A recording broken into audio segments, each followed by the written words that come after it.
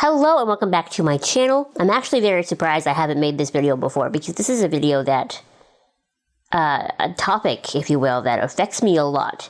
Because for some reason, disabled people are often either mistaken for each other or associated with each other. And I mean both within the specific disability and as a whole. For example, someone was telling me once about their cousin's fiance who was in a wheelchair, and they said, "Oh, you must know her, she's in a wheelchair."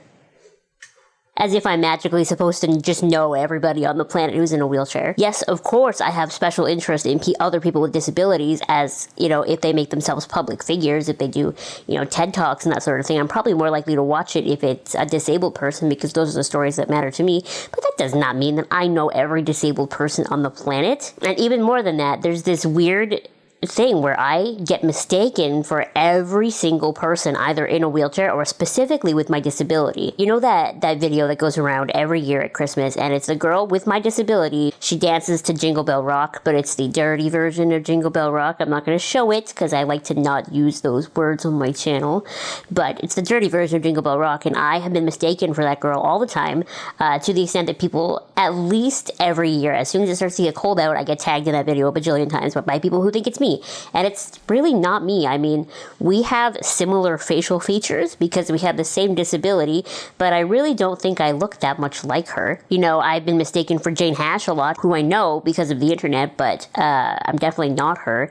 And I've read stories from her actually on her social media where she gets mistaken for everybody with our disability as well. And it's just so weird to me because, like, really, yes, fun, like, basics. We look the same. We all have very similar noses. We're all in wheelchairs. We have similar body types, body shapes even.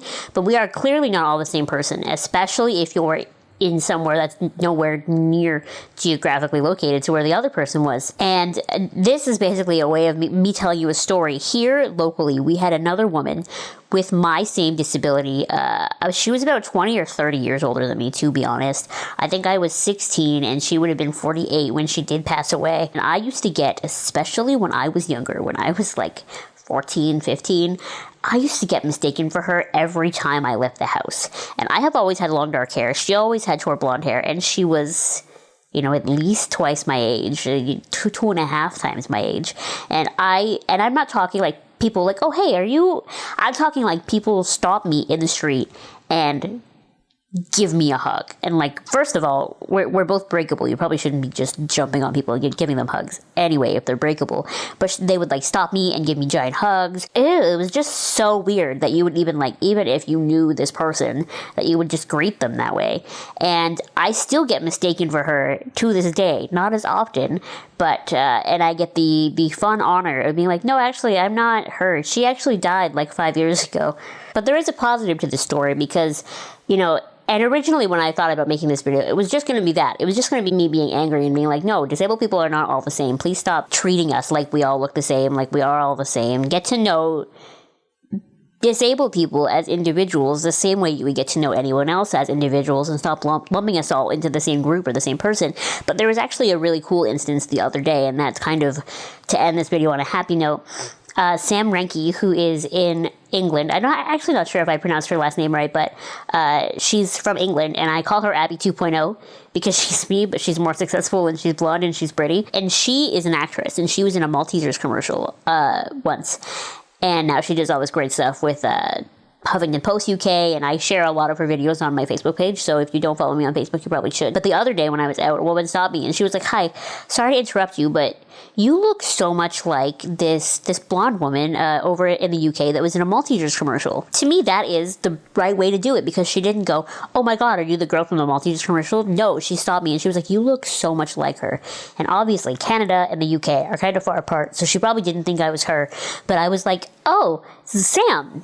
You know, I know about her, and we were able to talk about my disability and about Sam for a little bit. So it was a really great interaction, me and this woman. And it would have been a great interaction too, I think, if I didn't know this commercial. I would have been like, "Oh, what? Really cool. Maltesers, I'll have to look it up. Was it recent? Was it," you know what I mean? So it would have been a really great exchange either way. But I guess the point of this video is don't just jump on disabled people when you meet us and think we're insert other disabled person here. That's not the case. We also just don't magically know everyone else ever who has had a disability. I can't believe I have to say this. This is a real thing that I have to say. Anyway, thank you so much for watching. Make sure to give this video a thumbs up and hit subscribe if you have not subscribed already. And I will see you next time. Bye!